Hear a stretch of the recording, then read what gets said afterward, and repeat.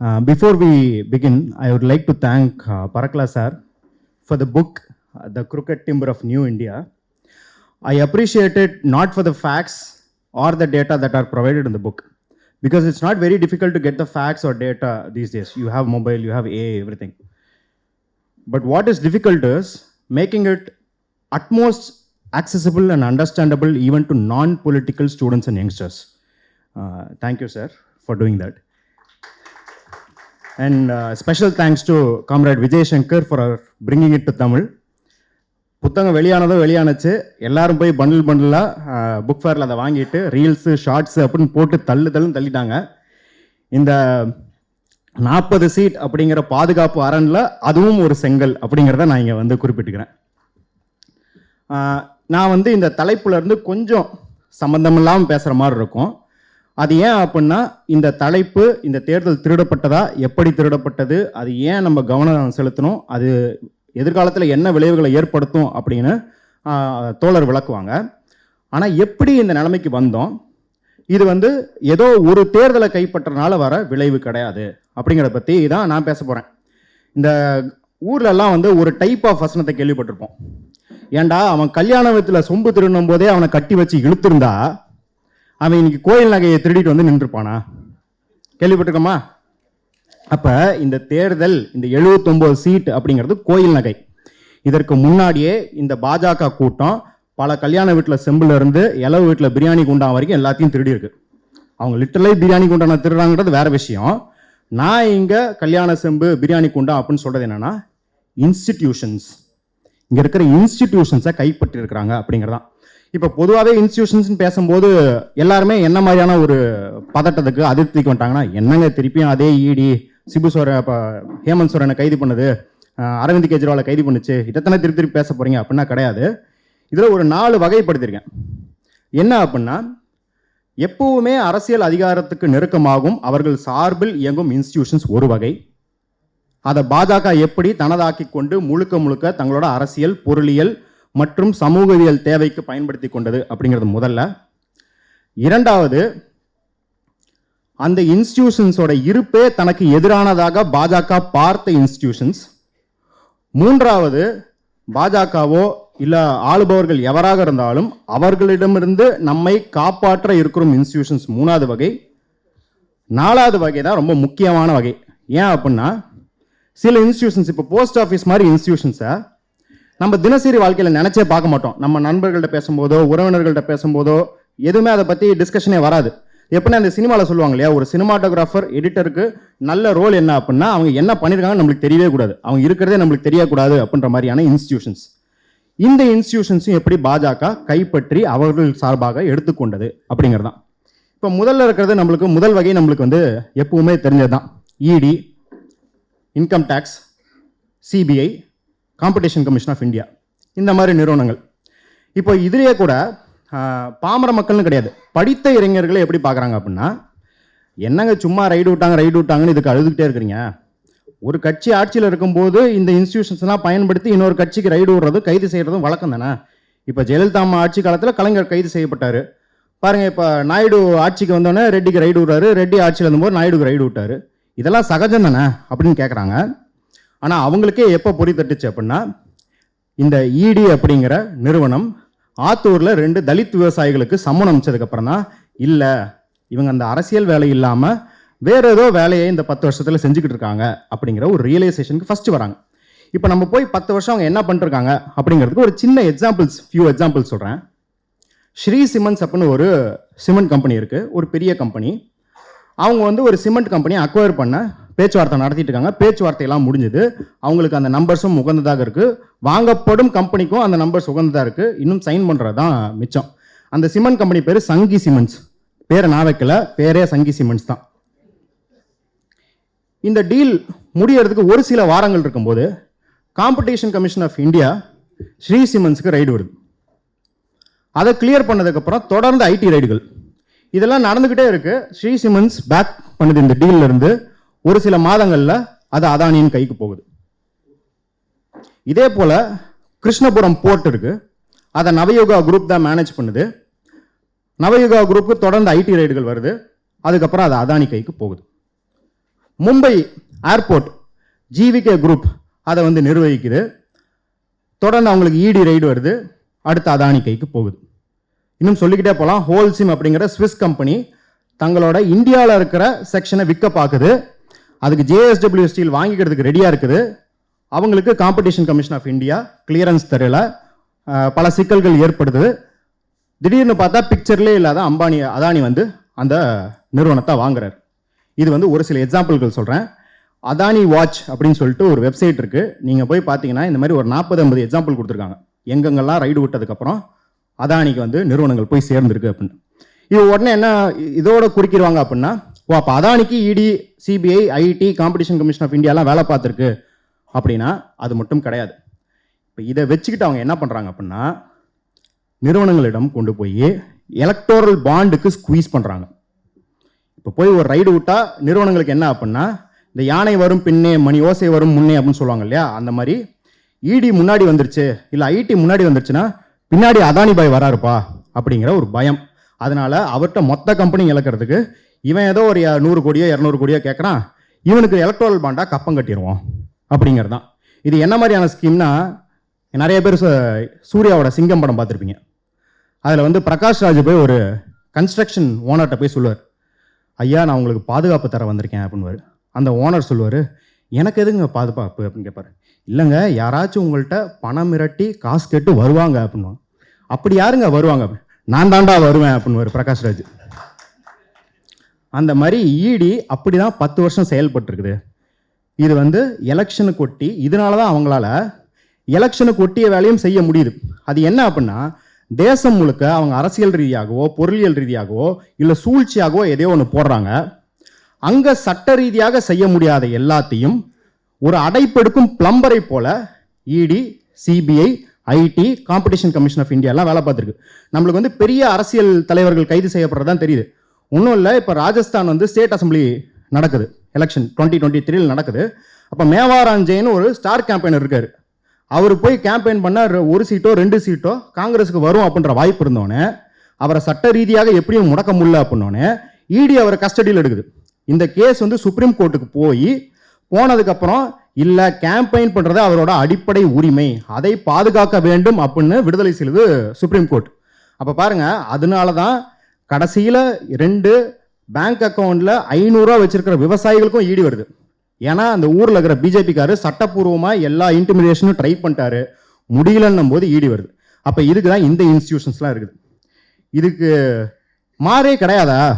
என்னங்க ஈடினா இப்படி தான் இருந்திருக்கு எப்பயுமேனா கிடையாது.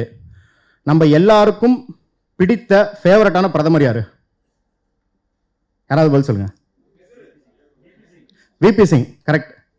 அவர் ஆட்சியில் இருந்தபோது ஈடியை எப்படி நடத்தணும்னு காட்டியிருக்காரு. அவர் அம்பானி வீட்டுக்கு, அமிதாப் பச்சன் வீட்டுக்கு, கோயங்கா வீட்டுக்கெல்லாம் ரைடு விட்டுருக்காரு. அவர் ரைடு விட்டதுக்கப்புறம் அந்த வருஷம் டாக்ஸ் கலெக்ஷன் ஜாஸ்தியாக இருக்குது. அப்போ அவர் ஓபிசி ரிசர்வேஷன்றது மட்டும் இல்லை, அவர் கையில் எடுத்த எல்லா நிறுவனத்தையும் அவர் மக்களுக்காக எப்படி நடத்தலாம் அப்படிங்கிறதுக்கு ஒரு சான்றாக தான் இருந்திருக்காரு அவர். இதுதான் முதல் டைப் ஆஃப் இன்ஸ்டிடியூஷன்ஸை பற்றி. ரெண்டாவது, இவங்கள்ட்ட நம்மளை அதாவது நம்மளை காப்பாற்றுற அப்படிங்கிறதோட இவங்க இருப்புக்கே எதிரான இன்ஸ்டிடியூஷன்ஸ் அப்படின்னு சில இன்ஸ்டிடியூஷன்ஸ் இருக்குது.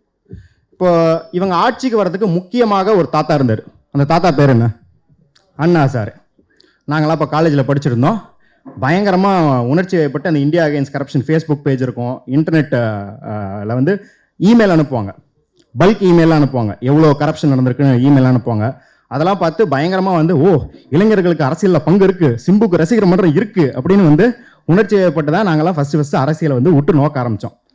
அந்த தாத்தாக்கு ஒரு கோரிக்கை இருந்தது, பல கோரிக்கைகள் இருந்தது. ஆனால் சட்டப்பூர்வமாக ஒரு சட்டத்தை நடைமுறைப்படுத்தணும்னு ஒரு கோரிக்கை இருந்தது. அது எந்த கோரிக்கை அப்படின்னு ஞாபகம் இருக்கா? லோக்பால். இந்த லோக்பால் அப்படிங்கிறத தினம் கேட்போம். அப்போ அன்னைக்கு 2012-13 தினம் கேட்ட ஒரு வார்த்தையை 2014 24 முறை எத்தனை முறை கேட்டோம்? கேட்கவே கிடையாது. எனக்கு தெரிஞ்சு அரசியல் நியூஸை கண்டினியூஸாக ஃபாலோ பண்ணுறவங்களும் மௌவா மைத்ரா தகுதி நீக்கம் செய்யப்படும் போது தான் கேட்டாங்க. ஏன்னா அவங்க என்ன கேட்டாங்கன்னா, எதுக்கு என்ன சிபிஐ விசாரிக்குது, லோக்பால் கமிட்டி ஏன் விசாரிக்கலன்னு ஒரு ஆர்டிஐ போட்டதை எடுத்து அவங்க ஹைலைட் பண்ணாங்க. மோடி என்ன வாக்குறுதி கொடுத்தாருன்னா, 2014 நான் வந்தால் லோக்பாலை நடைமுறைப்படுத்துவேன், இந்த நாட்டில் ஊழலே இருக்காது அப்படின்னு சொன்னார். இந்த லோக்பால் சட்டத்துக்கு அடிநாதம் அப்படிங்கிறது வந்து செக்ஷன் 44. அந்த செக்ஷன் 44 என்ன சொல்லுதுன்னா, ஒரு ஐஏஎஸ் அதிகாரியோ இல்லை ஒரு தேர்தல் ஆணையரோ இல்லை வந்து பொதுத்துறை நிறுவனங்களில் இருக்கிறவங்களோ எம்பியோ மினிஸ்டரோ யாராக இருந்தாலும் அவங்களோட சொத்து விபரத்தை பொது வெளியில் வைக்கணும், மக்கள் கண்காணிப்புக்கு வைக்கணும் அப்படிங்கிறது தான். மோடி ஐயா ஆட்சிக்கு வந்தோடனே முதல்ல சேர்ந்த சட்ட திருத்தங்களில் ஒன்று அந்த செக்ஷன் 44 நீர்த்து போக செய்கிறது, நீக்கிறது. யோகி எனக்கு இருட்டில் என்னடா வேலை அப்படிங்கிற மாதிரி ஊழல் அளிக்க வந்தால் எதுக்கு செக்ஷன் 44 நீர்த்து போக செய்யணும்? சரி, கத்தியை எடுத்துட்டு அட்டை கத்தி தான் கையில் கொடுத்து அந்த பாடியாவது விட்டு வச்ச அப்படின்னு பார்த்தா, மோடி ஐயா ஆட்சிக்கு வந்து ஃபஸ்ட்டு 5 வருஷத்துக்கு 2019 வரை லோக்பால் கமிட்டிக்கு ஒரு தலைவரை கூட நியமிக்கல. ஏன்னு கேட்டதுக்கு அவர் என்ன சொன்னார்னா, ஐயா நான் ரொம்ப ஜனநாயகமான ஆள், இதை ஒரு கமிட்டி தான் தேர்ந்தெடுக்கணும், அந்த கமிட்டியில் நான் இருக்கேன், எதிர்க்கட்சி தலைவரும் இருக்கணும். ஆனால் பாருங்கள், எதிர்க்கட்சி தலைவர் ஆகிறதுக்கு தகுதியாகிற அளவுக்கு கூட காங்கிரஸ் சீட்டுகளை ஜெயிக்கலையா, அதனால தான் ஏன் தேர்ந்தெடுக்க முடியல அப்படின்னாரு. ஆனால் இதே நிபந்தனை சிபிஐ தலைவரை உறுதி செய்கிறதுக்கும் இருந்தது. எப்படி எதிர்க்கட்சி தலைவர் வேணும், ஆளுங்கட்சி தலைவர் வேணும், எல்லாம் இருந்தது. ஆனால் சிபிஐயில் 2002 கோத்ரா ரயில் எரிப்புக்கு பிறகு கலவரம் நடந்தபோது தன்னோடு துணை நின்ற ஒருவரை சிபிஐக்கு தலைவராக்கும் போது இந்த விதி வந்து மோடி ஐயாவுக்கு தடையாக இல்லை, ஆனால் லோக்பாலுக்கு தடையாக இருந்திருக்கு. அப்புறம் சுப்ரீம் கோர்ட்டில் வழக்கு போட்டாங்க. காமன் காஸ் அப்படிங்கிறவங்க வந்து 2017 வழக்கு போட்டதுக்கப்புறம் சுப்ரீம் கோர்ட் வலியுறுத்தின் பேரில் மல்லிகார்ஜுன கார்கேவை இந்த கமிட்டியில் ஸ்பெஷல் இன்வைட்டியாக கூப்பிட்டாங்க. லீடர் ஆஃப் தி ஆப்போசிஷன் கிடையாது, ஸ்பெஷல் இன்வைட்டின்னு கூப்பிட்டாங்க. அவரை கூப்பிட்டோன்னே அவரை நல்லிஃபை பண்ணுறதுக்கு ஜிதேந்திர சிங் அப்படின்ற அமைச்சரும் ஸ்பெஷல் இன்வைட்டியாக கூப்பிட்டாங்க. அவர் சொல்லிட்டாரு, நீ வந்து ஸ்பெஷல் இன்வைட்டி அப்படிங்கிறதெல்லாம் வந்து சட்டத்தில் இடம் கிடையாது, நீ என்னையை வச்சு ரேகிங் பண்ண கூப்பிட்ற அப்படின்னு சொல்லிட்டு அவர் பாய்காட் பண்ணிட்டார். அதுக்கப்புறம் நீதிமன்றம் கெடு வச்சதுக்கப்புறம் 2019 மே மாதம் எலெக்ஷன்னா மார்ச் மாதம் ஒரு தலைவரை நியமித்தாங்க. அவரும் 1.5 வருஷத்தில் வெளியே போயிட்டார். அதுக்கப்புறம் இன்னும் பல வருஷங்கள் தலையே இல்லாமல் தான் அந்த பாடி இருந்தது. அது மட்டும் இல்லாமல் இந்த ஆர்டிஐயில் நம்மளுக்கு தெரியறது என்ன அப்படின்னா, 84 சீட் ஏதோ இருக்குது அந்த கமிட்டியில், அதில் 30 சீட் தான் ஃபில் பண்ணியிருக்காங்க. மிச்சமெல்லாம் என்ன அப்படின்னா, இந்த நாட்டில் ஊழல் நடக்கிறதா, இந்த நாடு ஊழலற்று இருக்கணும் அப்படின்னு கண்காணிக்கிறதுன்னு பங்கு அதுலேயும் ஓபிசி எஸ்சி எஸ்டி மக்களுக்கு உண்டு அப்படின்னு உறுதி செய்கிற மாதிரியான சீட்டுகள் இருக்குது. கரெக்டாக அதை மட்டும் ஃபில் பண்ணல. அப்போ இங்கே வந்து ஊழல் இவங்க எப்போ பேச ஆரம்பிக்கிறாங்க அப்படின்னு நம்மளுக்கு தெரியும். இந்த ஓபிசி எஸ்சி எஸ்டி தலைவர்கள் அரசியலுக்குள்ளே வரும்போது தான் இவன் ஊழல்னு பேசவே ஆரம்பிக்கிறான். அந்த ஊழலை கண்காணிக்கிறதுக்கும் ஓபிசி எஸ்சி எஸ்டி மக்களை விடாமல் பண்ணுறதுக்கான எல்லா வழியும் பார்த்து வச்சுருக்கிறாங்க. அதனால தான் இன்ன வரைக்கும் அந்த லோக்பால் கமிட்டிக்கு ஒரு ப்ராசிக்யூஷன் விங்கு கிடையாது. ப்ராசிக்யூஷன் பண்ணோன்னா இன்னும் அது சிபிஐ நம்பி தான் இருக்கிறது அப்படின்றது தான். அதனால தான் பனாமா பேப்பர் வந்துருச்சு, பண்டோரா பேப்பர் வந்துருச்சு, ஹிண்டன்பர்க் அறிக்கை வந்துருச்சு. ஐயா நீங்கள் ஸ்விஸ்ஸுக்கெல்லாம் போகத்தில்லை, ஸ்விஸ்ஸிலேருந்து தரவுகள் இங்கே வருது அப்படின்ற நிலைமையிலையும் இன்ன வரைக்கும் லோக்பால் அமைப்பு ஒரே ஒரு கேஸை கூட கன்விக்ட் பண்ணி ஒரு ஸ்கேண்டலை கூட இன்னும் வெளியே கொண்டு வரல. அதுதான் வந்து நிலைமை. சரி, லோக்பால் அமைப்பு கண்காணிக்கிற அமைப்பு அதுதான் தவறிடுச்சு. இப்போ நம்ம வந்து அரசை கண்காணிக்கிறதுக்குன்னு ஒரு அமைப்பு இருக்குது, அதுதான் right to information act, RTI. இந்த ரைட் டு இன்ஃபர்மேஷன் ஆக்ட் வந்து சட்டம் வந்து அதுவாக தனியாலாம் இயங்காது, அதுக்கு சென்ட்ரல் இன்ஃபர்மேஷன் கமிஷன் அப்படின்னு ஒரு அமைப்பு இருக்குது. இதையும் என்ன பண்ணுறாரு அப்படின்னா, 2014 வந்தோடனே ஃபஸ்ட்டு 1 வருஷத்துக்கு சீஃப் இன்ஃபர்மேஷன் கமிஷனர் நியமனமே பண்ணலை. சீஃப் இன்ஃபர்மேஷன் கமிஷனர் 1 வருஷம், 2016 18 வரைக்கும் கீழே இருக்கிற எந்த கமிஷனரும் நியமனம் பண்ணல. இதனால அதுக்கு அடுத்த வருஷம் எவ்வளோ பேக்லாக் அப்படின்னு பார்த்தா 28,442 கேஸ் பேக்லாக் ஆகுது. அதாவது தகவல் உரிமை சட்டத்தில் நீங்கள் போறீங்க, இங்கே நிறைய பேர் தகவல் உரிமை சட்டத்தை பயன்படுத்தியிருப்பாங்க. 2014 முன்னாடி எப்படி போட்டதுக்கெல்லாம் பதில் வந்தது, அதுக்கப்புறம் எப்படி பதில் கொடுக்க முடியாமல் போச்சு அப்படிங்கிறதையும் அவங்களுக்கு தெரியும். இதில் முக்கியமாக ஆர்பிஐ 33%.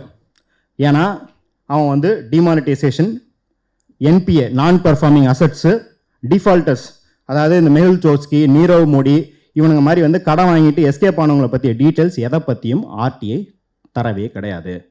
இது ஏன் முக்கியம் அப்படின்னா, இப்போ கூட 2 நாளைக்கு முன்னாடி செய்தி வந்திருக்கிறது என்ன அப்படின்னா, எலெக்ஷனில் ரிட்டர்னிங் ஆஃபீஸர்ஸ் பற்றிய டீட்டெயிலுக்கு ஆர்டிஐ போட்டிருக்காங்க. ஆக்டிவிஸ்டுங்கெல்லாம் சேர்ந்து போட்டிருக்காங்க. வெங்கடேஷ் நாயக் அப்படின்ற ஒருத்தர் தான் போட்டிருக்காரு.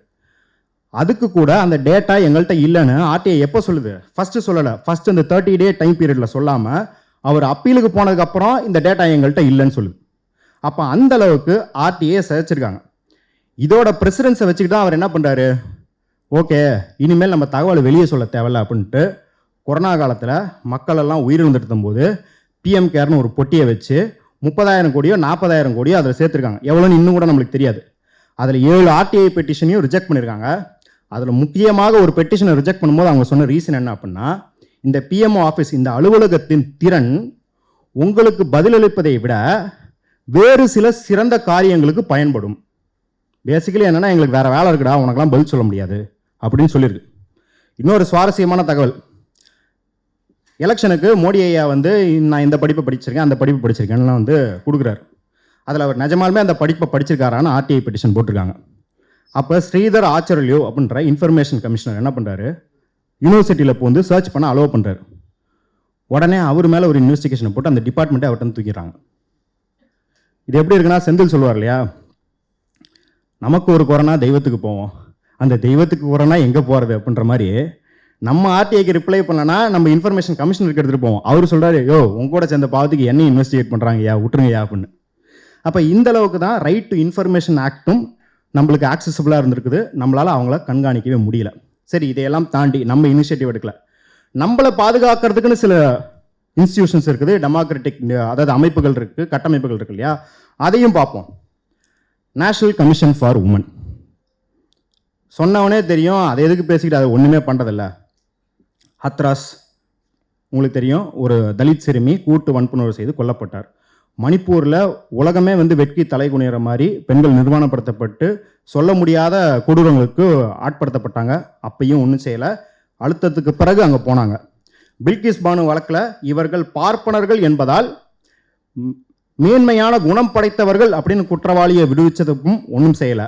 ஆசிஃபா வழக்கிலையும் ஒன்றும் செய்யலை. இப்போ இது இந்த மாதிரி நம்ம வந்து லிஸ்ட் பண்ணும்போது என்ன நினைப்பாங்கன்னா, நேஷனல் கமிஷன் ஃபார் உமன் வந்து பாலியல் வன்புணர்வுக்கு தட்டி கேட்கறதுக்கு மட்டும்தான் இருக்குது அப்படின்ற மாதிரியான ஒரு இம்ப்ரெஷன் இருக்குது. அது மட்டும் கிடையாது. 2021 உங்களுக்கு தெரியும், 2ஆம் அலை கொரோனா, அவ்வளோ இறப்புகள் நடக்குது. அதில் பெரிதும் பாதிக்கப்பட்டவர்கள் பார்த்தோன்னா பெண்கள், குழந்தைகள். அந்த வருஷம் பட்ஜெட்டில் பெண்களுக்கு மருத்துவம், சுகாதாரம் இதற்கான அளவுலேருந்து 8,000 கோடியை குறைக்கிறாங்க. ஏன்னா உங்கள் நண்பர்களுக்கு நீங்கள் சலுகை தரணும், அதனால் 8,000 கோடியை குறைக்கிறாங்க. அப்போ நேஷனல் கமிஷன் ஃபார் உமன் இதையும் செய்திருக்க வேண்டும். ஆனால் இதையும் செய்யாமல் அங்கே சும்மா இருக்கிறாங்க அப்படின்னு நினச்சிட்டு இருக்கோம். நம்ம குஷ்போக்காவும் இருக்கிறாங்க. அவங்க அங்கே சேர்ந்ததுக்கப்புறம் ட்விட்டரில் அவங்க ஃபாலோவர்ஸ்லாம் அதிகரிச்சிருக்கு. அதில் பலது ஃபேக்கு.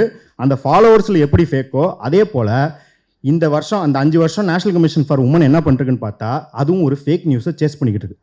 என்னன்னா, 2018ஆம் ஆண்டு ரேகா சர்மா அப்படிங்கிற தலைவரை நியமிக்கிறாங்க. அவங்க பேக் டு பேக் தேவேந்திர ஃபட்னாவிஸை மீட் பண்ணுறாங்க, யோகி ஆதித்யநாத்தை மீட் பண்ணுறாங்க.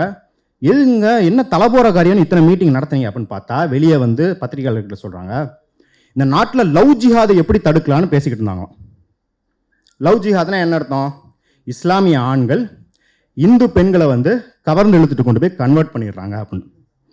முதல்ல இந்த நாட்டில் எந்த மதத்தை சேர்ந்தவங்களும் எந்த மதத்தை சேர்ந்தவங்களையும் லவ் பண்ணலாம் அப்படிங்கிறது உரிமை இருக்கிறது. அதை விட்டுருவோம். தரவுகளின் அடிப்படையிலேயே கிறிஸ்டோஃபர் ஜெஃபர்லா என்ன சொல்கிறாருன்னா, போலீஸ்லேருந்து தரவை எடுத்துகிட்டு வந்து அவர் சொல்கிறார், இங்கே இஸ்லாமிய ஆண்கள் இந்து பெண்களை திருமணம் செய்வதை விட இந்து ஆண்கள் இஸ்லாமிய பெண்களை திருமணம் செய்வது தான் அதிகமாக இருக்குது அப்படின்னு தரவு அடிப்படையே சொல்கிறார். தமிழ் சமூகத்துக்கு தரவே தேவையில்லை. ஏன்னா முதல்ல வந்து மைக் மோகன் வந்து பரதா போட்டிருக்கிற அமலாவை பார்த்து வா வெண்ணிலா உன்னைத்தானே வானம் தேடுகிறன்னு பாடினார். சரி, அந்த 5 ஜென்ரேஷன் தானே அடுத்த ஜென்ரேஷனில் இந்துவான அரவிந்த் சாமி உயிரே உயிரே வந்து என்னோடு கலந்து விடுன்னு பாட்டு பண்ணார்.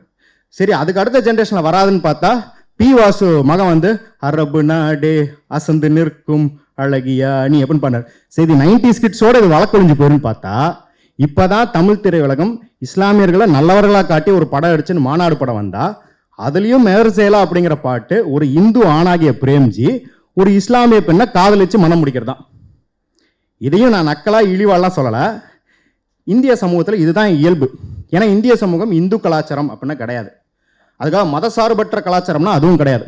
ஒரு அழகான சொல், அதையும் விஜயசங்கர் தோழர் தான் சொல்லி கொடுத்தாங்க. Indian culture is composite culture.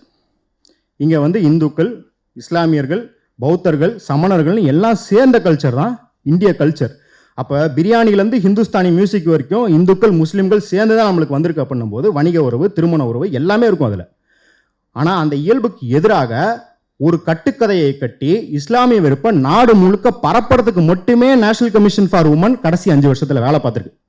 இதனால பெரிய பொருட்செலவில் ரோமியோ ஸ்குவாடு அப்படின்னு ஒன்று அமைச்சு யூபியில் இந்த ரமணாவில் வந்து எல்லா ஆஃபீஸ்லேயும் வந்து லஞ்சம் வாங்குறவன் எவன் போட்டு கொடுக்கறது ஒருத்தர் இருப்பான். அந்த மாதிரி அண்டர் கிரவுண்டாக இன்டெலிஜென்ஸுக்கும் போலீஸ்க்கும் தகவல் தரதுக்கு ஒவ்வொரு ஆஃபீஸ்லையும் யாராவது மாற்று மதத்தினர் லவ் பண்ணுறாங்கன்னு சொல்கிறதுக்கு ஒருத்தனை வச்சுருக்காங்க. அவன் வந்து போலீஸை சொல்லுவான், அது இன்டெலிஜென்ஸுக்கு போவோம். இன்டெலிஜென்ஸ் வந்து மாதம் ஒருக்கையோ வாரம் ஒருக்கையோ யோகி ஆதித்யநாத்துக்கு ரிப்போர்ட் அனுப்பும். இதை வச்சுக்கிட்டு என்ன பண்ணுறானுங்க அப்படின்னா, தேர்தலின் சமயத்தில் 2014 தேர்தலையும் 2019 தேர்தலையும் பயன்படுத்தினா முசாஃபர் நகர் ரைட்ஸ் ஒரு பெரிய கலவரம் நடந்தது முசாஃபர் நகரில் 2013 நடந்தது. அதை வச்சுட்டு இஸ்லாமியர்கள் எல்லாம் இந்துக்களை அழிக்க வராங்க அப்படின்னு பரப்புரை செஞ்சுட்டாங்க. அது 2019 முடிஞ்சு போச்சு. அதுக்கப்புறம் கண்டென்ட் கிடையாது. அதனால என்ன பண்ணுறது, தங்களோட சாதனையாக இந்த பாருங்க இந்த லவ் ஜிஹாதை வந்து நாங்கள் தடுத்து நிறுத்திருக்கோம். அதாவது வந்து அவன் கான்ஸ்டுவன்சியில் கேண்டிடேட் போய் நாங்கள் ரோடு போட்டிருக்கோம், தண்ணி போட்டிருக்கோம், தண்ணி கனெக்ஷன் கொடுத்துருக்கோம், எலக்ட்ரிசிட்டி கொடுத்துருக்கோம், வீடு கட்டி கொடுத்துருக்கோன்னு வந்து கேம்பெயின் பண்ணுறதில்ல. இந்த மாதிரி இங்கே லவ் ஜிஹாது நிறுத்திருக்கேன். நம்ம ஊரில் கூட இந்த இப்படி ஒருத்தர் பேசுவார் இல்லையா, அதே போல் வந்து அங்கே இருக்கிற அண்ணன்கள் வந்து இதே போல் பாரு அந்த தெருவில் வந்து ஒரு இஸ்லாமிய பையன் வந்து ஒரு பிள்ளைய லவ் பண்ணான், அவனை தடுத்து நிறுத்தணும்னு கேம்பெயின் பண்ணியிருக்காங்க. ஒன்றும் இல்லை, நீங்கள் 2024 லவ் ஜிஹாத் அப்படின்னு போய் கூகுள் பண்ணி பார்த்தீங்கன்னா அத்தனை எம்பி கேண்டிடேட்ஸ் இதை சொல்லி கேம்பெயின் பண்ணியிருக்காங்க. பிரதமரே பண்ணியிருக்காரு. ஏன்னா லவ் ஜிஹாத் தான் உருமாறி லேண்டு ஜிஹாத் ஆகி, லேண்டு ஜிஹாத் வந்து ஓட்டு ஜிஹாதா மாதிரி பிரதமர் வந்து போகிற ஊரெல்லாம் ஓட்டு ஜிஹாத் பற்றி பேசிக்கிட்டு இருந்தார். இதுதான் நேஷனல் கமிஷன் ஃபார் உமனோட லட்சணமாக இருக்குது. சரி, அடுத்த இன்ஸ்டியூஷன் என்ன அப்படின்னா, நம்மளை காப்பாற்றுற institution national human rights commission. ஒரே ஒரு உதாரணம் தான், ரொம்பலாம் நேஷனல் கமிஷன் ஃபார் உமன் மாதிரி ரொம்ப எக்ஸாம்பிளுக்குள்ளே போவானா, ஸ்டெர்லைட்டில் வந்து விசாரிச்சுட்டு இங்கே எந்த உரிமை மீறலும் நடக்கலைன்னு சொல்லியிருக்காங்க. அதாவது சரி ஏதாவது வந்து துன்புறுத்துனாங்க அப்படின்னு புகார் வந்தது, நாங்கள் போய் விசாரித்தோம், அதில் உண்மை இல்லைன்னு சொன்னால் பரவாயில்ல. 13 பேர் இறந்து கிடக்குறாங்க, எப்படி உரிமை மீறல் இல்லைன்னு சொல்லுவீங்க?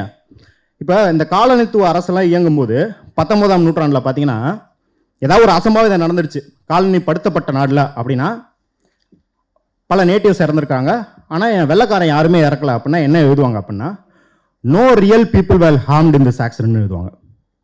அது 50 இந்தியர்கள் செத்திருந்தாலும் ஒரு வெள்ளைக்கார் கூட சாவல்னா no real people were harmed in the accident எழுதுவாங்க. அப்போ இந்த நேஷனல் ஹியூமன் ரைட்ஸ் கமிஷன் என்ன பண்ணுதுன்னா, நம்மளையெல்லாம் அது வந்து ரியல் பீப்புளாக பார்க்கவே இல்லை. பாஜகக்காரன் அந்த மேல் தட்டில் இருக்கவங்க ஏதாவது நடந்தால் மட்டும்தான் ரியல் பீப்புள், இங்கே இருக்கிற அடித்தட்டு மக்களை அது ரியல் பீப்புளாகவே பார்க்கல. சரி, நேஷனல் ஹியூமன் ரைட்ஸ் கமிஷன் எப்பயுமே பயங்கர சிறப்பாக இயங்கிட்டு இருந்தா அப்படின்னு கேட்டால் கிடையாது. அவங்க வந்து அரசுக்கு கொஞ்சம் சாதகமாக போகிறதாகட்டும் இல்லை மெத்தனமாக நடந்த போக்கு எப்பயுமே இருந்திருக்கும். ஆனாலும் இதற்கு முன்னாடி எப்படி இருந்ததுன்னா, குறிப்பாக குஜராத் 2002 கலவரத்தின் போது எல்லா சாட்சிகளும் பிறல் சாட்சிகள் ஆகி கொண்டிருந்த போது சில சாட்சிகளுக்கு பாதுகாப்பு கொடுத்து அவங்களிடமிருந்து உண்மையான வாக்குமூலம் பெற்றதில் நேஷனல் ஹியூமன் ரைட்ஸ் கமிஷன் ஒரு பெரிய ரோல் பிளே பண்ணுச்சு. அதே போல் காங்கிரஸ் ஆட்சியில் இருந்தபோதே சத்தீஸ்கரில் மாவோயிஸ்ட்டை நீங்கள் வந்து எதிர்க்கிறீங்க அப்படின்ற பேரில் என்னென்னலாம் பண்ணிக்கிட்டு இருக்கீங்க அப்படின்னு வெளியே கொண்டு வந்ததுலையும் நேஷனல் ஹியூமன் ரைட்ஸ் கமிஷனுக்கு ஒரு பங்கு இருக்குது. நம்ம அந்த மாதிரி குறைந்தபட்ச ஜனநாயகம் அப்படின்றத அவங்கள்ட்ட கேட்குறோம். அதுவும் கிடையாது. முழுக்க முழுக்க நம்மளுக்கு எதிராக நடக்கும் குற்றச்செயலை ஸ்டிக்கர் அடித்து க்ளீன் சீட் கொடுப்பது மட்டும்தான் நேஷனல் ஹியூமன் ரைட்ஸ் கமிஷன் இந்த கடைசி 10 வருஷத்தில் செய்து கொண்டு வருது அப்படிங்கிறதையும் நம்ம பார்க்குறோம்.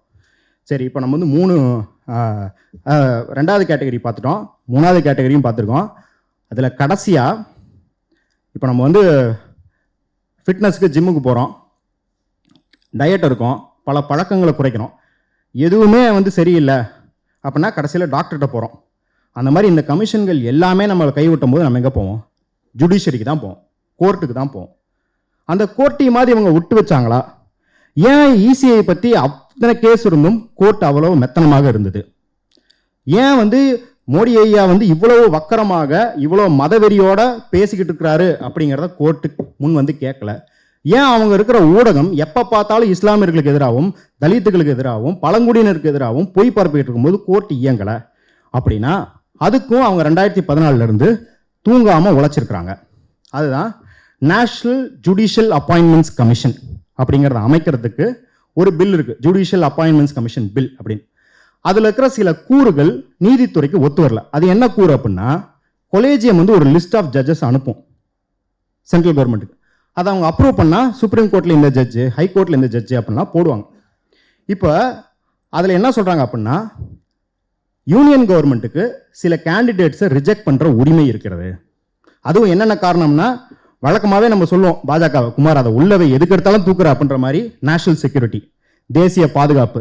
இந்த ஜட்ஜை சுப்ரீம் கோர்ட்டுக்கு கொண்டு வந்துட்டா தேசிய பாதுகாப்பு பாதிக்கப்படும் அப்படின்ற காரணத்துக்காக அவரை வந்து ரிஜெக்ட் பண்ணலாம். சீனியாரிட்டி இல்லைனா திருப்பி அனுப்பிச்சிட்டு கொலேஜியம் ஏன் இவரை சூஸ் பண்ணுன்னு ஜஸ்டிஃபை பண்ணணும். நீதித்துறைக்கு இதெல்லாம் உகந்ததாகவே இல்லை. ஏன்னா இந்திய அரசியலமைப்பு சாசனப்படி இது ஒரு ஜனநாயகமாக இயங்கணும்னா யூனியன் கவர்மெண்ட், அதாவது நிர்வாகம் வந்து எந்த விதத்திலும் நீதித்துறையில் தலையிடக்கூடாது அப்படிங்கிறது தான் நம்ம பிரின்சிபல். ஆனால் இதை மீறதாக இருக்கிறதுனால நீதித்துறை இதை ஏற்றுக்க முடியாதுன்னு சொல்லிடுச்சு. மோடி ஐயாக்கே தெரிஞ்ச பாணியில் சரி நீ ஏற்றுக்கல, வழக்கமாக என்ன பண்ணுவாங்க, பேச்சுவார்த்தை நடத்துவாங்க. இவர் பேச்சுவார்த்தை நடத்தாமல் உன் கையை எப்படி முறுக்குறேன் பார் அப்படிங்கிற மாதிரி அவங்க அமைச்ச எந்த அப்பாயின்மெண்ட்டுக்குமே கையெழுத்த போட மறுத்துட்டாங்க. இதனால் என்ன ஆகுதுன்னா வேகன்சி அதிகமாகுது. எங்கள் கோர்ட்டில் ஜட்ஜுக்கான வேகன்சி அதிகமாகுது. முதல்ல 33% இருக்குது, 42% ஆகுது, 45% வரைக்கும் ஹைகோர்ட்டில் ஜட்ஜுக்கு வேகன்சி வருது. கர்நாடகா ஹைகோர்ட்டு பூட்டு போட்டு மூடிடுறாங்க, அவங்களால கேஸை டீல் பண்ண முடியலன்னு.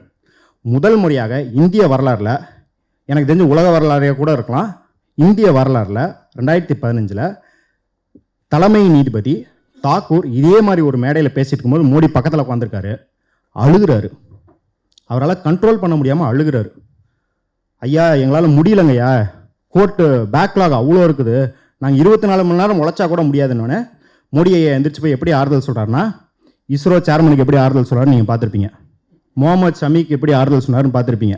வலுக்கட்டாயமாக பிடிச்சி இழுத்து தட்டுன்னு தட்டி நாங்கள் ஏதாவது பண்ணுறோம் அப்படின்னாரு. இதுக்கப்புறம் என்ன ஆகுது அப்படின்னா கொஞ்சம் கொஞ்சமாக நீதித்துறை வளர்ந்து கொடுக்க ஆரம்பிக்குது. கடைசியில் அந்த என்ஜிஎஸ்சியை அக்செப்ட் பண்ணிக்கிறாங்க. இப்போ ஃபாஸ்ட் ஃபார்வர்ட் ஆகி இப்போ நம்ம வந்து அதோட தாக்கம் என்ன அப்படின்னு பார்க்குறோம். ஒரு 3 எக்ஸாம்பிள் மட்டும் சொல்கிறேன். Justice KM Joseph, Gopal Subramaniam, justice Muralidhar, இந்த 3 பெயர்களும் இந்த காலகட்டங்களில் கொலேஜியம் ரெக்கமெண்ட் பண்ணியிருக்கு சுப்ரீம் கோர்ட்டுக்கு மேலே கொண்டு போகிறதுக்கு. நான் வந்து இது கோயின்சிடென்ட்டில் தான் சொல்கிறேன், தற்செயலாக நடந்ததுன்னு தான் சொல்கிறேன். இதுக்கான எந்த காரணமும் கற்பிக்கல. ஏன்னா இதுக்கு ஒரு காரணம் கற்பித்ததுக்காக நீதியரசர் ஹரி பரந்தாமன் மேலே நம்ம பிஜேபி நண்பர்கள் வழக்கு கொடுத்துருக்குறாங்க. இந்த KM ஜோசப் அப்படிங்கிறவர், இவருக்கு வந்து மறுக்கப்பட்டிருக்கு இல்லையா, உயர் பதவி மறுக்கப்பட்டிருக்கு. இவர் முந்தைய காலத்தில் உத்தரகண்டில் இருந்தபோது மோடி ஐயா அங்கே ஆட்சியை கலைக்க முயற்சி செய்யும்போது அது சட்டத்துக்கு புறம்பானது அப்படின்னு தீர்ப்பு கொடுத்தவர். கோபால் சுப்பிரமணியம் 2002 மோடி அவர்கள் இல்லை அமித்ஷா அவர்களை கைது செய்யப்பட்ட அந்த சுராபுதீன் ஷேக் என்கவுண்டர், ஒரு ஃபேக் என்கவுண்டர் கேஸில் மோடி அமித்ஷா அவர்களுக்கு எதிரான தரவுகளை நீதிமன்றத்துக்கு வழங்கி உதவுனவர் கோபால் சுப்பிரமணியம். ஜஸ்டிஸ் முரளிதர் இந்த அளவுக்கு கூட பெரிய பாவங்கள்லாம் அவர் பண்ணல. அவர் டெல்லியில் கலவரம் நடக்கும்போது போலீஸை கூப்பிட்டு கலவரம் நடக்காமல் பார்த்துக்கோங்கன்னு சொன்னார். இப்போ இவங்க 3 பேர்த்துக்கும் ப்ரமோஷன் கிடைக்கல. சரி, இவங்களெல்லாம் ப்ரமோஷன் கொடுக்காம யாரை ப்ரமோட் பண்ணிருக்காங்க அப்படின்னு பார்த்தா, ஆல் இண்டியா அதிவக்த பரிஷத் அப்படின்னு ஒரு அமைப்பு இருக்குது. யாராவது கேள்விப்பட்டிருக்கீங்களா இந்த அமைப்பை? இந்த அமைப்பு எதுக்கு இருக்குன்னா, சங் பரிவார் அமைப்பை சேர்ந்த லாயர்கள், ரிட்டையர்டு நீதிபதிகள் எல்லாம் சேர்ந்து கூட்டாக கும்மியடிக்கிறதுக்கான ஒரு அமைப்பு. அப்போ என்ன சொல்கிறாங்கன்னா, இந்த ஜுடிஷியல் அப்பாயின்மெண்ட்ஸ் நீ கொலிஜியம்லேருந்து வாங்குற லிஸ்ட்டு வாங்குற, ஆனால் அதை நான் அன்அஃபிஷியலாக யார்கிட்ட வெரிஃபை பண்ணுறேன், இந்த அமைப்பிட்ட தான் வெரிஃபை பண்ணுறேன் அப்படிங்கிறதான் இங்கே வந்து இதோட அர்த்தம். இதை வந்து ஒரு சீனியர் அட்வொகேட் இருக்கார் துஷ்யந்த் தாவேன்னு சொல்லிட்டு, அவர் வந்து இந்த மாதிரி ஒரு ஓப்பனாக ஒரு இதில் சொல்கிறாரு. அவர் வந்து பேர் சொல்லலை, நம்ம தான் ChatGPT இருக்கிறனால இவர் யாரை சொல்லியிருக்க கூடும் ஏஐ கேட்டோன்னு அதை கண்டுபிடிச்சி சொல்லிடுச்சு. அவர் வந்து 2023 பிப்ரவரியில் என்ன சொல்கிறாருன்னா, இப்போ ஒருத்தர் வந்து சுப்ரீம் கோர்ட்டுக்கு எலிவேட் பண்ணியிருக்காங்க, அந்த வாழ்க்கையில் ஒரு நல்ல ஜட்ஜ்மெண்ட் கூட எழுதுனது கிடையாது அப்படின்னு. யாருன்னா அது ராஜேஷ் பிந்தல் அப்படிங்கிற ஒரு சுப்ரீம் கோர்ட் ஜஸ்டிஸ். அவர் வந்து இதுக்கு முன்னாடி என்ன பண்ணியிருக்காரு அப்படின்னா, அலகாபாத் ஹைகோர்ட்டில் இருந்திருக்காரு. அப்போ தற்செயலாக யூபி கவர்மெண்ட்டுக்கு சாதகமாக சில தீர்ப்புகள் எழுதியிருக்காரு. அதே போல் வெஸ்ட் பெங்காலில் இருந்திருக்காரு. தற்செயலாக மம்தா பானர்ஜிக்கு எதிராக சில தீர்ப்புகள் எழுதியிருக்காரு. இப்போ சுப்ரீம் கோர்ட்டில் தற்செயலாக இருக்கிறார். இதுதான் இங்கே செய்தி. இப்படி தான் நீதித்துறையும் போயிருக்கு. சரி, அதனால தான் இப்போ நம்ம என்ன பார்க்குறோம்னா, இடபிள்யூஎஸ் ஜட்ஜ்மெண்ட்லேருந்து இசிஐ தொடர்பான எந்த ஜட்ஜ்மெண்ட் வரைக்கும் சுப்ரீம் கோர்ட் மெத்தனம் காட்டுவதை பார்க்குறோம். இன்னும் இதில் பெரிய அவலம் என்ன அப்படின்னா, அபிஜித் கங்கோபாத்யாயன்னு வெஸ்ட் பெங்காலில் ஒருத்தர், அவர் நீதிபதியாக இருக்கிறாரு. வாலண்டரி ரிட்டையர்மெண்ட் வாங்கிட்டு போய் பிஜேபியில் சேர்ந்து எம்பி பதவி வாங்குறாரு.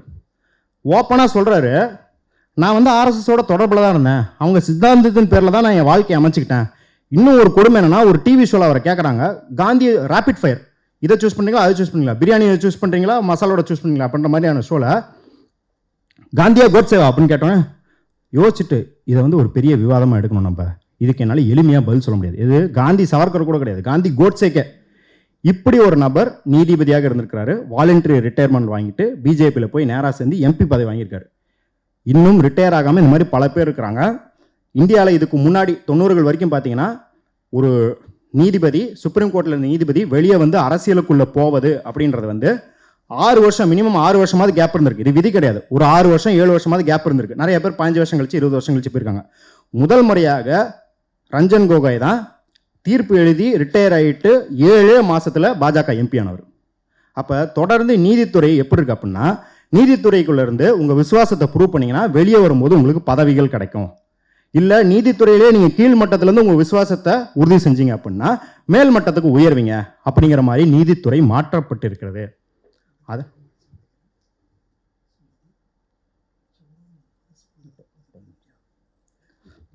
சரி, 3ஆம் கட்ட இதுவும் முடிஞ்சிச்சு. அதான் நம்மளை பாதுகாக்க வேண்டிய நிறுவனங்கள். 4வது என்ன அப்படின்னா, இந்த போஸ்ட் ஆஃபீஸ் மாதிரி நம்மளுக்கு இருந்ததுனே தெரியாது அப்படிங்கிற நிறுவனங்கள். அது வந்து முதல் வகை பார்த்தீங்கன்னா யூஜிசி, யூனிவர்சிட்டி கிராண்ட்ஸ் கமிஷன். 2014 இல்லை வந்து குறிப்பாக 2016 ரோஹித் வெமுலா மரணத்துக்கு முன்னாடி யூனிவர்சிட்டி கிராண்ட்ஸ் கமிஷன் இருந்ததே பொதுமக்களுக்கு பெரிதும் தெரியாது. ஏன்னா அது வந்து உயர்கல்வியை நிர்வகிக்கிற நிறுவனம். அவனும் பார்த்தீங்கன்னா ரோஹித் வெமுலா மரணத்திலே ஆகட்டும், இல்லை வந்து பிரக்யா அப்படின்னு சொல்லிட்டு ஒரு மருத்துவ உயர்கல்வி மாணவர் வந்து மும்பையில் இறந்தாங்க, அதுலேயே ஆகட்டும், எல்லாத்துலேயும் மெத்தனை காட்டணும் சுப்ரீம் கோர்ட்டை திட்டு வாங்கினவங்க. இவங்க ஏன் இப்போ இருக்கிறாங்க அப்படின்னு பார்த்துட்டா, இவங்க தொடர்ந்து செயல்பாடில் எப்படி இருக்குன்னா, ஓபிசி எஸ்சி எஸ்டி மாணவர்களுக்கு ஸ்காலர்ஷிப் வராமல் பார்த்துக்கிறது, இல்லை கடைசி நேரத்தில் எலிஜிபிலிட்டி கிரைட்டேரியாவை மாற்றி அவங்களுக்கு தலைவலியை தரது, இப்படியே இருக்கானே. இந்த நாடா எங்கேயா போகுதுன்னு பார்த்தா நம்ம ஊரில் இருக்கிற எல்லா நாடாவும் காக்கி டவுசரில் தான் போய் நிற்கும் அப்படிங்கிறதுக்கு சான்றாக கரெக்டாக என்ன பண்ணுறாங்கன்னா நோட்டிஃபிகேஷன் அனுப்புகிறான். எல்லா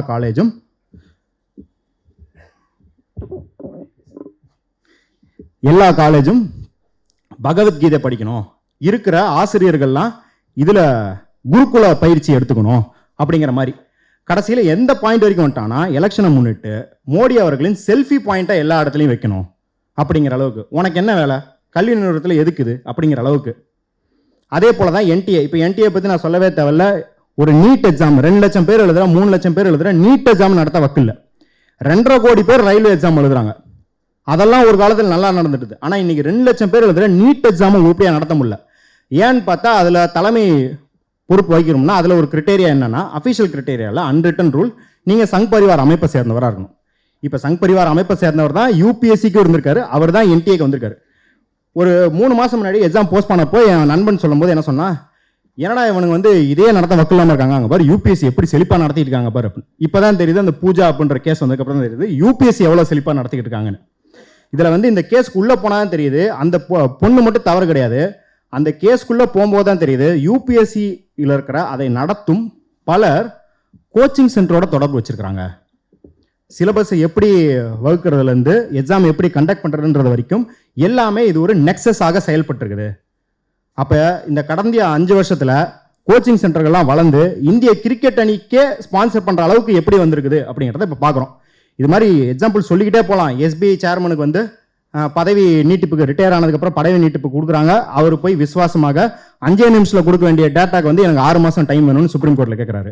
ஃபுட் கார்பரேஷன் ஆஃப் இந்தியா உங்களுக்கு தானியம் தர வேண்டிய ஃபுட் கார்பரேஷன் ஆஃப் இந்தியா மாநிலங்களுக்கு தானியம் தர மாட்டேன் அப்படின்னு சொல்லிட்டு எத்தனால் தயாரிக்க மலிவு விலையில் ரைஸ் எடுத்து பெட்ரோல் ப்ரொடியூசர்ஸ்க்கு கொடுக்குது. இந்த மாதிரி தொடர்ந்து எல்லா இன்ஸ்டியூஷனையும் ஒடிச்சிட்டே இருந்திருக்காங்க. கடைசி ஒரு 5-10 நிமிஷம் சொல்லியிருக்காங்க, முடிச்சிடுறேன். 10. ஸோ இது எங்கேருந்து கற்றுக்கிட்டாங்க அப்படின்றது தான் இதோட இறுதியாக முடிச்சுக்கிறேன். இதெல்லாம் சோதனை செய்து பார்த்துருப்பாங்களே எங்கேயாவது? சோதனை செய்து பார்த்தோன்னா இவ்வளோ முறையாக ஏற்கனவே காலகாலமாக பண்ணவ மாதிரி இதை நடைமுறைப்படுத்த முடியும் அவங்களால அப்படின்னா, எல்லாத்துக்குமே 2 இடம் இருக்குது. ஒன்று குஜராத், இன்னொன்று மத்திய பிரதேஷ்.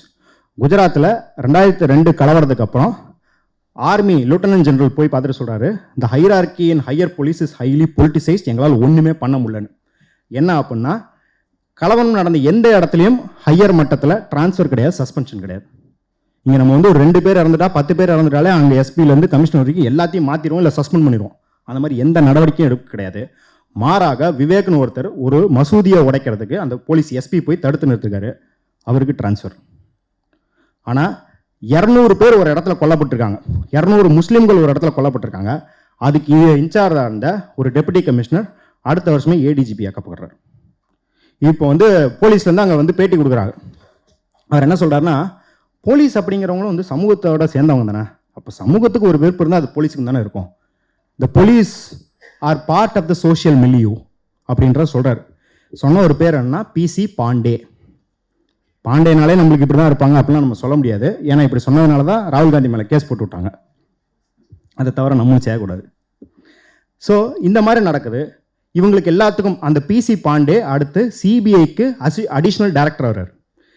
தவறுகள் செய்தால் உங்களுக்கு ப்ரமோஷன் கொடுக்கப்படும், தவறுகள் நீங்கள் செய்யவில்லை என்றால், தவறுக்கு எதிராக நின்றால் நீங்கள் சஸ்பெண்ட் செய்யப்படுவீர்கள்.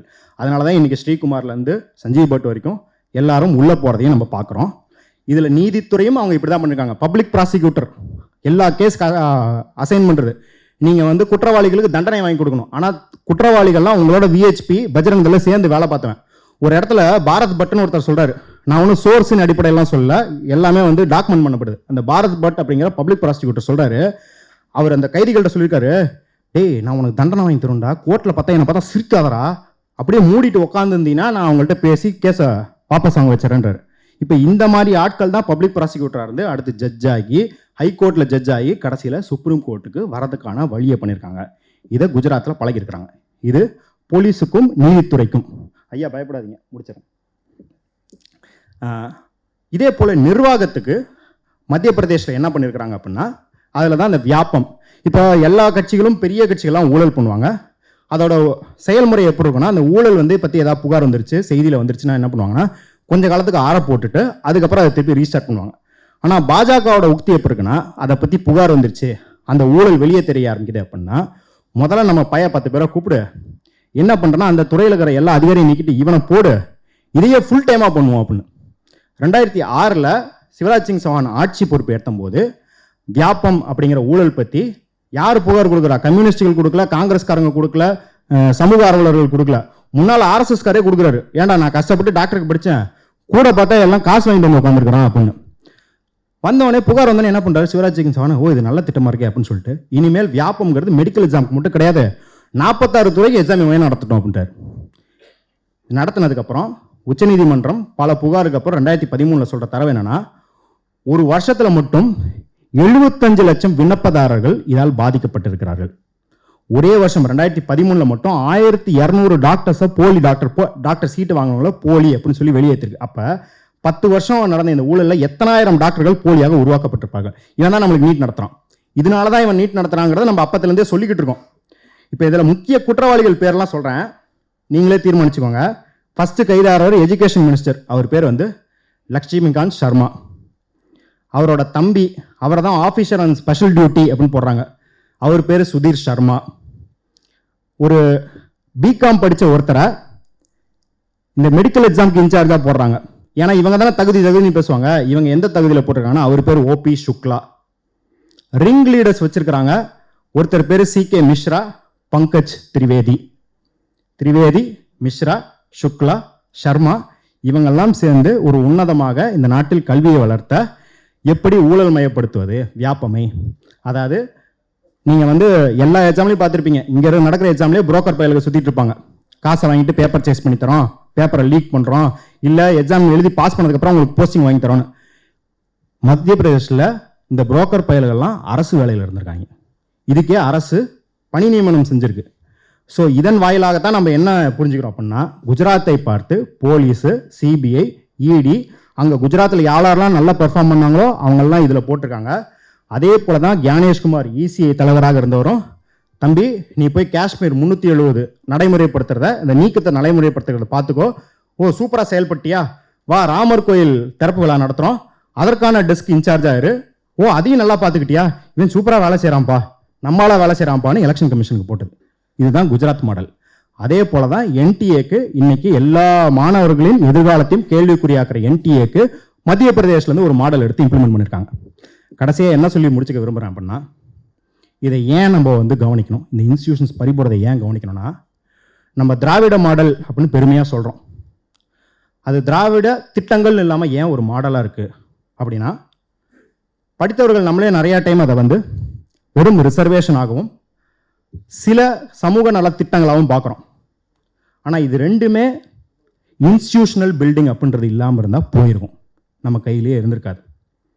ஏழை எளியவர்களுக்கு மருந்தும் மருத்துவ கருவிகளும் கரெக்டான நேரத்தில் போய் சேரணும்னா மெடிக்கல் சர்வீசஸ் கார்பரேஷன் ஒன்று உருவாக்கு. இங்கே தானியங்கள் நியாய விலையில் கிடைக்க வேணும்னா சிவில் சப்ளைஸ் கார்பரேஷன் அப்படின்னு ஒன்று உருவாக்கு அப்படின்னு இன்ஸ்டிடியூஷனலைஸ் பண்ணதுனால தான் நம்ம திராவிட மாடல். அது விமர்சிக்கிறவனும் இந்த இன்ஸ்டிடியூஷன் பேஸ்டாக தான் விமர்சிக்க முடியுது. அதில் குறைகள் இருக்குது, ஆனால் அதுவும் இன்ஸ்டிடியூஷன் குறைகள். அப்போ இந்த இன்ஸ்டிடியூஷன்ஸுங்கிறது ஏதோ நம்ம வரி பணத்தில் ஓடுதுங்கிறனால கேட்குறது மட்டும் கிடையாது. இது நம்ம அம்மா அப்பாவோட உழைப்பு. அதையும் தாண்டி இது பல நூற்றாண்டுகளாக இங்கே இருக்கும் உழைக்கும் மக்கள் அதிகாரத்தோடு மோதி மோதி வளர்ந்ததான் இந்த இன்ஸ்டிடியூஷன்ஸ் எல்லாமே. நேஷனல் கமிஷன் ஃபார் உமன்ங்கிறது தோல் சுலை போராட்டத்திலேருந்து சதியிலிருந்து டவுரி போராட்டம் வரைக்கும் எல்லாத்தோட விளைவு தான் national commission for women. National commission for schedule caste அவங்க ஒன்றும் தூக்கி தந்துடல, எத்தனையோ போராட்டத்தின் பிறகு வந்தது. இப்படி போராடி பெற்ற இன்ஸ்டிடியூஷனை அவன் இப்படி சங்கிகளை வச்சு ஆக்கிரமிச்சு நம்மளுக்கு எதிராக அரசியல் செய்து நம்மளோட 5 வருஷத்துக்கு ஒரே ஒரு முறை நம்ம அதிருப்தியை வெளிப்படுத்துகிற தேர்தல் ஆணையத்தையும் கைப்பற்றியிருக்கிறார் அப்படின்னும் போதும் நம்ம இன்ஸ்டாகிராமில் ஜிம் அக்கா ஆர்ஜே அக்கா அப்படின்னு உட்காந்துருக்க கூடாது. நம்ம அக்காக்களோட உரிமையும் பறிப்போகுது அப்படிங்கிற வேட்கையில் நம்ம செயல்படணும் அப்படின்னு கேட்டுக்கிட்டு நன்றி, வணக்கம்.